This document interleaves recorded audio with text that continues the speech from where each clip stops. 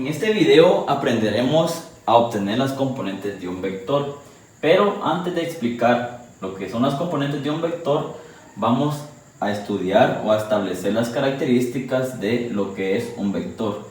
Un vector se caracteriza por tener magnitud. La magnitud es el tamaño del vector, es la línea roja que se presenta en esta parte de acá. La dirección es el ángulo que está respecto al eje X o respecto al eje Y tenemos el sentido, que es la flechita que le colocamos en la punta al vector para indicar en qué cuadrante se encuentra. También tenemos que tomar en cuenta algo muy importante. Para poder dibujar un vector vamos a trabajar en el plano XY y trazamos la línea para poder considerar el vector correspondiente. El vector A surge por una componente AX y surge por una componente AY. Entonces el vector A tiene una componente que es paralela al eje X y una componente que es paralela al eje Y. Ello lo podemos escribir de la siguiente forma. El vector A se puede escribir como una componente AX y una componente AY. Entonces el vector A es la suma de una componente AX más una componente AY, que como ya lo establecimos, la componente AX es paralela al eje X y la componente AY es paralela al eje Y. La componente AX la podemos escribir de esta manera: la magnitud del vector por el coseno del ángulo.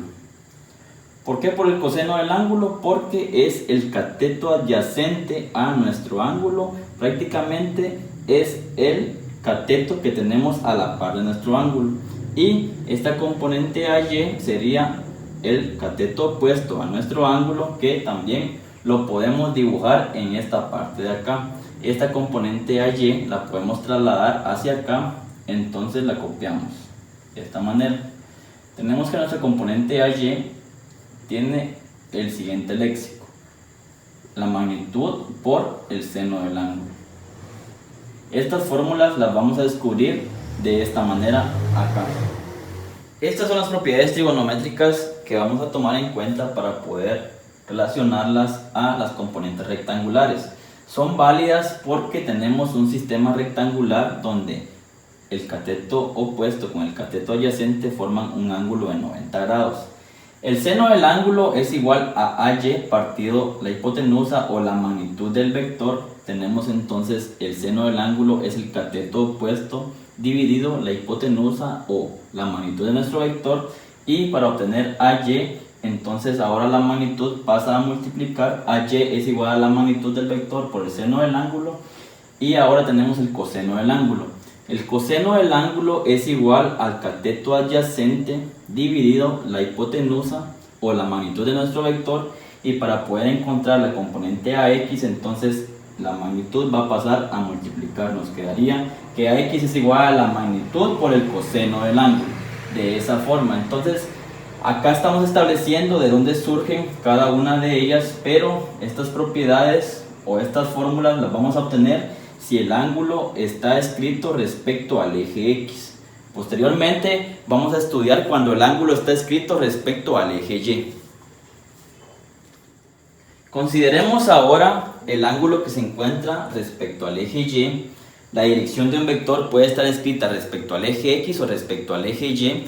Ahora vamos a estudiar cuando está respecto al eje Y.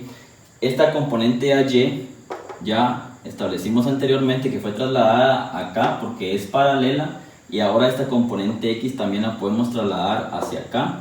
Entonces acá nos quedaría AX, de esta manera, AX. Y ahora vamos a escribir las propiedades trigonométricas respecto a este ángulo en esta parte de acá.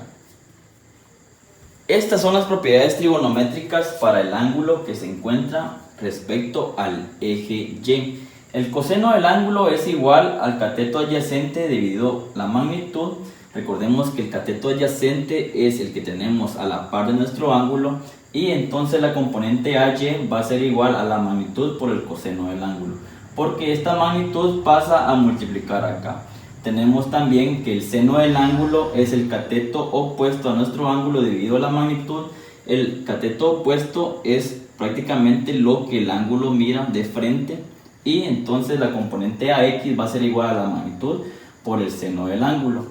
A veces muchos estudiantes confunden lo que es el cateto opuesto con el cateto adyacente respecto al ángulo que está tanto para X como para Y. Pero recordemos que un vector puede escribirse tanto para el eje X como para el eje Y, o sea, la dirección de nuestro vector puede escribirse tanto para el eje X como para el eje Y. Con lo que hemos estudiado hasta el momento, ahora podemos concluir con lo siguiente. Si el ángulo está respecto al eje X, la componente en X va a ser igual a la magnitud por el coseno del ángulo, y la componente a Y va a ser igual a la magnitud por el seno del ángulo.